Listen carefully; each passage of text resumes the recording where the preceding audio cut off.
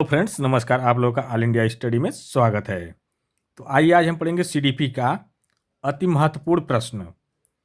आज व्याख्या के साथ साथ चित्रात्मक भी करते हुए हम चलेंगे, ठीक ना। तो आइए हम प्रश्न नंबर 1 देखते हैं। वृद्धि क्या उपलक्षित करता है? ऑप्शन नंबर एक है व्यक्ति के अंतर्निहित गुणों का प्रकटन। बी है मात्रात्मक परिवर्तन। सी है गुणात्मक परिवर्तन और डी है व्यवहार और व्यक्तित्व में बदलाव। देखिए, जो वृद्धि होती है ना, वह ये मात्रात्मक होती है। कैसे कि मान लीजिए कि कोई बच्चा है, वह पहले क्या कर रहा है, छोटा है, वह बड़ा हो रहा है धीरे धीरे, तो उसकी लंबाई में क्या हो रही है, वृद्धि हो रही है, ठीक ना।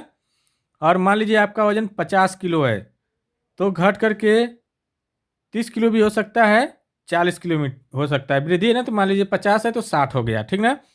तो वह वजन को, मात्रा को बताती है। वह वृद्धि क्या करती है, धीरे धीरे लंबाई चौड़ाई जो माप होती है उसको दर्शाती है, बढ़ाती है, ठीक है।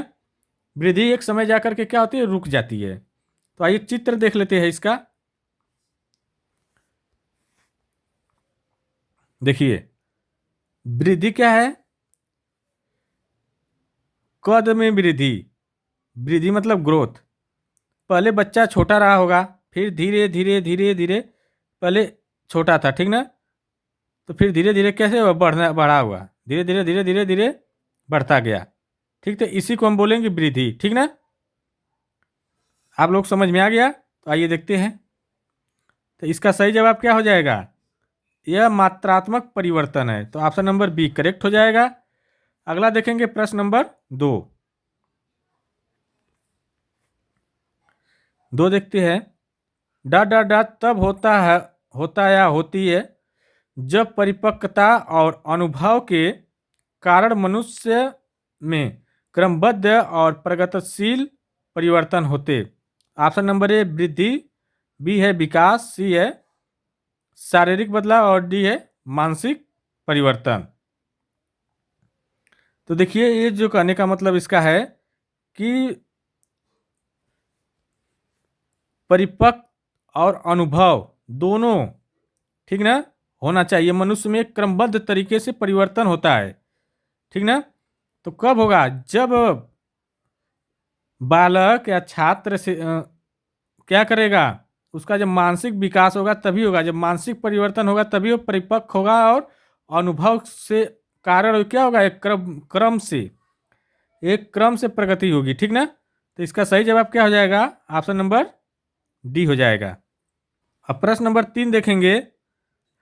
बच्चों के विकास के बारे में कौन सा कथन सही है? तो ऑप्शन नंबर 1 है विकास एक सहज रूप से होने वाली प्रक्रिया है, किंतु इसे सुसाधित करने के लिए उपयुक्त परिवेश का होना आवश्यक है, ठीक ना। दूसरा है विकास वंशानुक्रम या वंशानुगत कारकों के द्वारा पूर्व निश्चित होता है, वह इसमें बदलाव नहीं किया जा सकता। तो ये भाई गलत है, ठीक ना। ये बात बिल्कुल सही लग रही है। और देख लेते हैं तीसरा, अनुवांशिकता की विकास में कोई भूमिका नहीं होती है, एकदम होती है। अनुवांशिक और पर्यावरण साथ साथ चलते हैं, ठीक ना। तो अनुवांशिकता से क्या होता है कि बच्चे के माता पिता का जिस प्रकार की अनुवांशिकता होगी, अगर बच्चे के पिता का बाल झड़ रहा हो तो बच्चे का भी बाल झड़ेगा ही, ये क्लियर है। बच्चा अगर गोरा है तो अगर उसका पिता गोरा होगा तभी बच्चा गोरा होगा, नहीं तो अगर काला रहेगा तो काला ही होगा, ठीक ना। इसका प्रभाव पड़ता है अनुवांशिकता का, इसलिए गलत है। और बच्चे के पिता का या माता का मानसिक क्रिया अच्छी है तो बच्चे की भी होगी, ठीक ना। और चौथा है विकास की प्रक्रिया प्रारंभ से होती है, ठीक ना। तो यहाँ पर कौन सा सही है, सबसे सही कौन है, ठीक। तो आइए इसको हम देख लेते हैं चित्र के माध्यम से। विकास और अनुवांशिका में अनुवांशिकता और पर्यावरण को देखिए। अनुवांशिकता है और पर्यावरण में अंतःक्रिया होती है। क्या होती है? एक अंतःक्रिया होती है। आनुवंशिकता मतलब जीन, जैविक कारक, जन्मजात क्षमता, ठीक ना, वंशानुक्रम, गुण। वंशानुगत क्या होता है? गुण होता है। और बल्कि और पर्यावरण में क्या होता है? शारीरिक विकास, ठीक ना, सामाजिक विकास, संज्ञानात्मक विकास, ये सब आते हैं। देखिए शारीरिक विकास, शारीरिक विकास हो गया, शारीरिक विकास हो गया, सामाजिक विकास हो गया और संज्ञानात्मक विकास, एक घर परिवार सब इसी में पर्यावरण में आते हैं। लेकिन वंशानुक्रम में या अनुवांशिकी में सिर्फ जीन, जैविक कारक, जन्मजात, वंशानुगत गुण, ये सब आते हैं। ठीक ना। तो इसका सही जवाब क्या हो जाएगा? ऑप्शन नंबर ए हो जाएगा। विकास एक सहज रूप से होने वाली प्रक्रिया है, किंतु इसे सुशासित करने के लिए उपयुक्त परिवेश का होना आवश्यक है। ऑप्शन नंबर ए करेक्ट हो जाएगा। अगला देखते हैं प्रश्न नंबर 4। भौतिक वृद्धि और विकास विकास के और सिद्धांतों का पालन करते हैं। ऑप्शन नंबर 1 है एकीकरण, सरल से जटिल, विभेदीकरण, जटिल से सरल। बी है शीर्षगामी, अवरोही और समिष्ठ, आंतरिक से बाहरी। सी है समिष्ठ मतलब अवरोही और शीर्षगामी, आंतरिक से बाहरी। और चौथा है विभेदीकरण, सरल से जटिल, और एकीकरण, जटिल से सरल। तो आइए इसको हम पहले चित्र के माध्यम से समझते हैं। ठीक ना। देखिए भौतिक विकास के सिद्धांत के बारे में। शीर्षगामी, शीर्षगामी का मतलब होता है सिर से पैर की ओर विकास होना। ठीक ना। और समिष्ट से दूर का मतलब होता है अंदर से बाहर। देखिए अंदर से बाहर। ठीक ना। विकास जो शारीरिक अंग होता है, विकास जो होता है शरीर में, वह अंदर से बाहर की ओर होता है। ठीक ना। और शीर्षगामी जो होता है वह सिर से पैर की ओर होता है। तो आइए देखते हैं इसका सही क्या हो जाएगा तब। शीर्षगामी, शीर्षगामी मतलब सिर से पैर की ओर, और समिष्ट मतलब आंतरिक से बाहरी। ये ऑप्शन सही हो जाएगा। ऑप्शन नंबर 2 सही हो जाएगा। ठीक। अब देखते हैं प्रश्न नंबर 5। विकास का कौन सा सिद्धांत यह निर्दिष्ट करता है कि समग्र निर्माण हेतु कुछ विशिष्ट प्रक्रियाएं विकास की बाद की प्रक्रियाएं से समन्वित होती है। देखिए कह रहा है कि कुछ ऐसी विशिष्ट प्रक्रियाएं जो है विकास के बाद मिलती है, जुड़ती है। ठीक ना। तो इस सिद्धांत को हम क्या कहेंगे? कौन सा सिद्धांत यह बात करता है? तो देखिए पहले क्या होता है, हमारा हाथ होता है, हाथ से क्या करते हैं, कलम पर पकड़ते हैं। आज जब ये तो विकास में हो गया, आज जब लिखना करेंगे तो ये विशिष्ट हो जाएगा। ठीक ना। एकीकरण सिद्धांत का काम करेगा, एकीकरण हो जाएगा यह। तो इसका सही जवाब क्या हो जाएगा? एकीकरण का सिद्धांत ये कहता है। ठीक ना। Option number 2। अगला देखेंगे प्रश्न नंबर 6। 6 है अभिकथन और निष्कर्ष से। ठीक है। अभिकथन कह रहा है विविध सांस्कृतिक पृष्ठभूमि से छात्रों की जरूरतों को पूरा करने के लिए कक्षा शिक्षण को सांस्कृतिक रूप से उत्तरदायी होना चाहिए। कारण क्या कह रहा है? यहाँ पर कारण को हम नीचे करते हैं तब समझ में आया। ठीक ना। कारण कह रहा है कक्षा में समानता केवल मानवीकृत, मानवीकृत आ गया ना तो ये नकारात्मक होता है, ये तुरंत क्या हो जाएगा, ये गलत हो जाएगा। ठीक ना। मानवीकृत नहीं होगा। ठीक, मानवीकृत नकारात्मक होता है, तो ये तो हो गया गलत और ये हो जाएगा सही। ठीक ना। तो ऑप्शन नंबर 4 हो जाएगा सही। ये सही है किंतु आर गलत है, तो ऑप्शन नंबर 4। अगला देखेंगे प्रश्न नंबर 7। 7 है शिक्षार्थी अधिगम प्रक्रिया में व्यस्त और सक्रिय रूप से शामिल महसूस करते हैं जब, ऑप्शन नंबर 1 है उनके पूर्व ज्ञान को पृथक किया जाता है और नकारा जाता है। देखिए नकारने वाली बात क्या हो जाएगी, गलत हो जाएगी। पूर्व ज्ञान को पृथक नहीं कर सकते, उसको हम क्या कर सकते हैं, नए ज्ञान से जोड़ते हैं, ठीक ना। तो ये गलत हो गया। दूसरा, गतिविधियाँ उनके संदर्भ से संबंधित होती है, ठीक बात, ये बात ठीक है, हो सकती है। तीसरा देख लेते हैं, अधिगम पर बल, दोहराव और रटने पर, ये रटना क्या हो जाएगा, नकारात्मक हो जाएगा। और ये देखिए यहाँ पर उपेक्षा लिखा है, ज़्यादा पढ़ने से ज़्यादा उसका मेन पॉइंट खोजिए, ये उपेक्षा नहीं होती है, अपेक्षा हो सकती है, उपेक्षा नहीं, तो ये भी गलत। तो बचा क्या, ऑप्शन नंबर बी, दूसरा बचा, तो ये ऑप्शन नंबर दूसरा सही हो जाएगा, ठीक।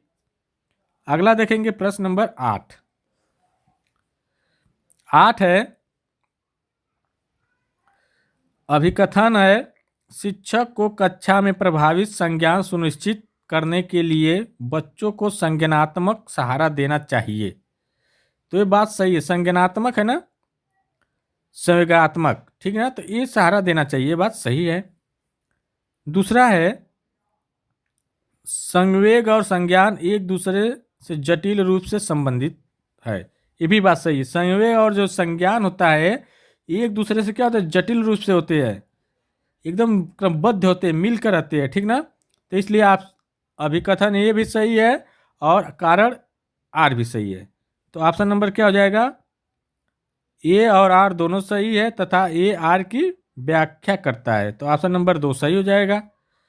अब अगला देखेंगे प्रश्न नंबर 8।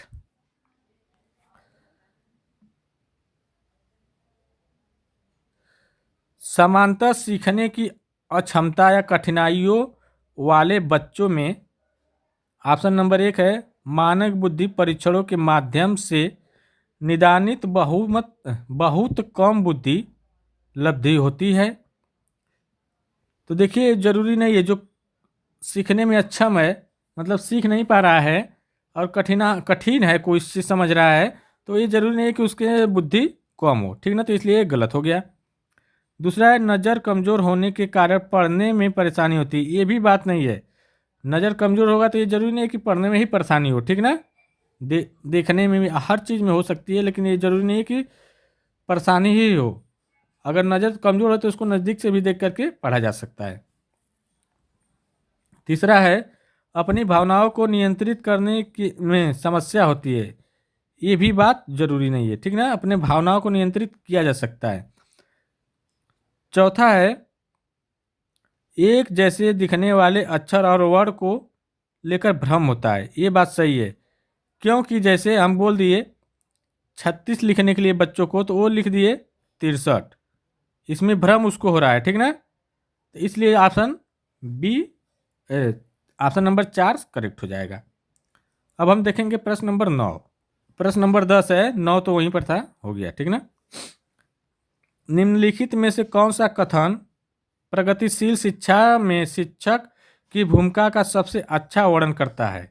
तो ऑप्शन नंबर 1 है, शिक्षक बच्चों को स्वतंत्र रूप से कार्य करने के लिए उनके अनेक हाल पर छोड़ देते हैं। ये जरूरी नहीं है कि पूरा उसी के हाल पर छोड़ दो, जैसा है तैसा ही करे या न करे, ठीक ना, ऐसा नहीं है, तो ये गलत हो जाएगा।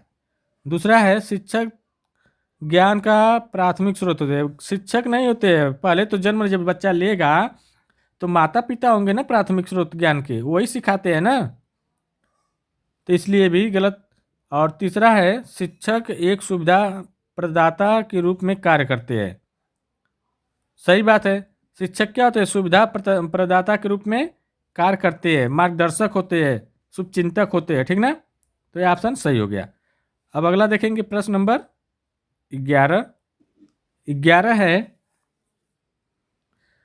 बच्चे का विकास एक सीधा पथ नहीं है, यह आगे बढ़ता है फिर पीछे मुड़ता है फिर आगे बढ़ता है, उपरोक्त वाक्य के किस सिद्धांत को दर्शाता है। तो ऑप्शन नंबर 1 है, एक रूपता सिद्धांत, बी है, दूसरा है चक्रीय बढ़ोतरी, और तीसरा एक देशी विकास, और चौथा है विकास की सततहीनता।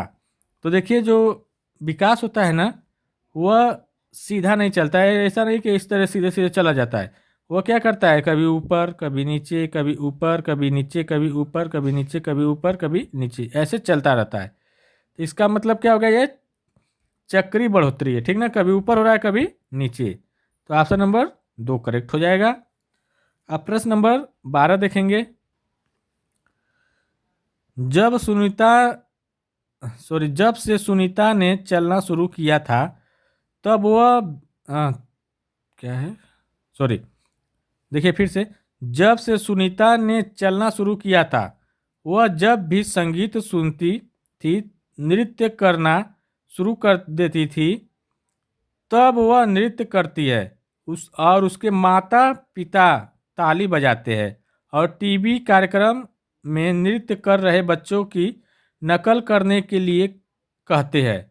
सुनीता ने बहुत जल्द ही नृत्य अच्छी तरह से करना सीख लिया। यह उदाहरण विकास के किस सिद्धांत को दर्शाता है? देखिए, जो सुनीता है पहले क्या करती थी, संगीत सुनती थी और मान लीजिए नृत्य कर रही है, तो उसके माता पिता क्या करते थे, प्रोत्साहित करते थे, ताली बजा करके, ऐसे ताली बजा करके प्रोत्साहित करते थे, ठीक ना, कि क्या है, बच्चा अच्छा कर रहा है और बेटा अच्छा कर, और करके एक बार दिखा, ऐसे होता है ना, ठीक। तो यही प्रोत्साहित कर रहा है। तो फिर कुछ समय बाद वो टीवी भी देखती थी तो उसका भी नकल करके करती थी। तो फिर माता पिता बैठे रहते हैं वहीं पर, तो देखते हैं तो कहते बता बेटा और अच्छा अच्छा कर रही हो और करो, दोबारा करके दिखाओ, ठीक ना। तो ये प्रोत्साहित कर रहे हैं, ठीक ना। तो इसका मतलब क्या हो गया, ऑप्शन नंबर 1 है विकास आनुवंशिकता और परिवेश के बीच अंतःक्रिया परिणाम है, ठीक है, यही सही हो जाएगा। क्योंकि विकास क्या होता है, वहाँ पर अंतःक्रिया भी हो रही है, बच्चे को क्या किया जा रहा है, प्रोत्साहित किया जा रहा है, और आनुवंशिकता तो है ही है, ठीक ना। ऑप्शन नंबर ए सही हो जाएगा। ये निरंतर प्रक्रिया, और निरंतर नहीं होगी, निरंतर होता है विकास, यह प्रत्याशित रूप से नहीं, ठीक ना। आनुवंशिकता विकास पूर्ण रूप से आनुवंशिकता निर्धारित है नहीं, दोनों होना चाहिए, आनुवंशिकी के साथ साथ पर्यावरण भी उसमें जरूरी होता है, ठीक ना। अब प्रश्न नंबर हम लोग 13 देखेंगे। देखिए, वीडियो अच्छी लगे चैनल को लाइक शेयर सब्सक्राइब कर दीजिए। इसके देखिए चित्र भी दिखा देते हैं, देखिए देखिए जैसे क्या कर रही है, आनुवंशिकता और परिवेश में अंतःक्रिया क्या है, ये जो है जलेबी है, इसका नाम, बच्ची का नाम जलेबी है, और ये टीवी में देख करके डांस कर रही है। तो माता पिता और वहाँ के जो बच्चे, उनके बड़े बच्चे और दादा दादी क्या कर रहे हैं, प्रोत्साहित कर रहे हैं, ठीक ना। अनुकरण क्या होता है, नकल करना होता है, ठीक ना, अनुकरण मतलब नकल करना। तो ये क्या करते हैं, देख करके इनको क्या कर रहे हैं, प्रोत्साहित कर रहे हैं, ठीक ना। तो आनुवांशिकता के साथ साथ परिवेश भी इसमें शामिल हो रहा है। अब आगे देखेंगे प्रश्न नंबर 13।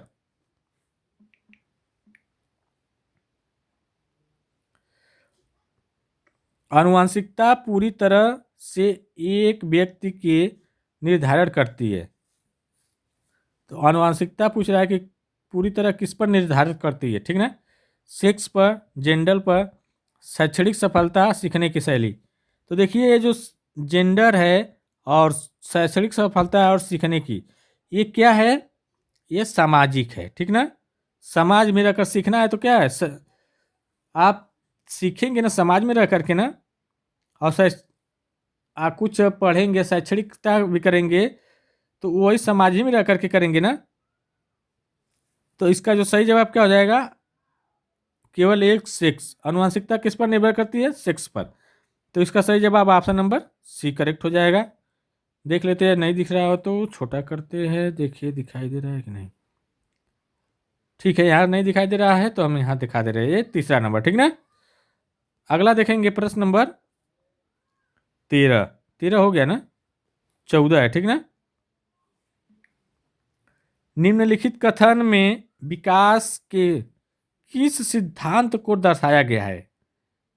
तो देखिए, इसमें कथन दे दिया है, कर जो बच्चे अपने शुरुआती वर्षों में भाषा सीखने के लिए अनुकूल वातावरण से वंचित रहते हैं, उन्हें बाद के जीवन में भाषा चुनने में थोड़ी कठिनाई होती है। देखिए, कहने का मतलब है कि कोई बच्चा है, अगर शुरुआती समय में जो बहुत इम्पोर्टेंट समय होता है बच्चे का, उस समय चाहे मानसिक विकास में से दिक्कत हो, मान ली कोई घटना हो गई, तो आगे चल के वो घटना उसके दिमाग में भरी रहेगी। भले कम हो जाएगी लेकिन वो ख़त्म होने वाली नहीं है, ठीक ना। तो इसका जो सही जवाब क्या होगा, ऑप्शन देखते हैं। भाषा का विकास पूरी तरह आनुवंशिकी पर निर्भर नहीं, आनुवंशिकी पर नहीं है, वातावरण पर भी निर्भर होता है, तो ये गलत हो गया। दूसरा है भाषा और अनुभूति जटिल रूप से परस्पर संबंधित है। देखिए अनुभूति होना ठीक ना, बहुत जरूरी है। आनुवांशिकी के साथ साथ अनुभूति, वह क्या सोचा है, उसको क्या अनुभूति हुई, क्या अनुभव हुआ, उसको जानना बहुत जरूरी होता है। तो इसका सही जवाब हो जाएगा यही, दूसरा हो जाएगा, ठीक ना। ऑप्शन नंबर 2 अप्रत्याशित और संवेदनशील काल, ये नहीं होगा, ठीक ना। अब देखेंगे प्रश्न नंबर 15 है बाल विकास की गति। ऑप्शन नंबर 1 है एक समान मानकी और अव्यवस्थित होती है। दूसरा है वे व्यक्तिगत विभिन्नताएं होती है और यह अव्यवस्थित होती है। तीसरा है एक समान मानकी और कुछ हद तक सुनियोजित और क्रमानुसार होती है। और चौथा है वे व्यक्तिगत विभिन्नताएं होती है और कुछ हद तक सुनियोजित और क्रमानुसार होती है। तो देखिए इसका सही जवाब क्या हो जाएगा, बताइए। तो देखिए इसका जो सही जवाब हो जाएगा ऑप्शन नंबर 4, ये व्यक्तिगत विभिन्नताएं होती है। बाल विकास में सभी बालक में अलग अलग विभिन्नता होती है, ठीक ना। और कुछ हद तक सुनियोजित और क्रमानुसार होती है। क्रमानुसार मतलब कि जैसे चलना, पहले बच्चा रेंगेगा फिर चलेगा, रेंगेगा फिर वह क्या करेगा, पहले बच्चा बैठेगा, ठीक ना, फिर रेंगने लगेगा, फिर रेंगने के बाद वह खड़ा होगा अपने पैर पर, फिर चलने लगेगा। ये क्रम हो गया, ठीक ना। तो देखिए वीडियो अच्छी लगी चैनल को लाइक शेयर सब्सक्राइब कर दीजिए। और अब इसी तरह वीडियो हम लेकर आते रहेंगे, आपको अच्छे से बेहतर से कंटेंट देंगे। अब आप लोग बढ़िया से पढ़िए और मिलते हैं अगले वीडियो के लिए, तब तक के लिए नमस्कार।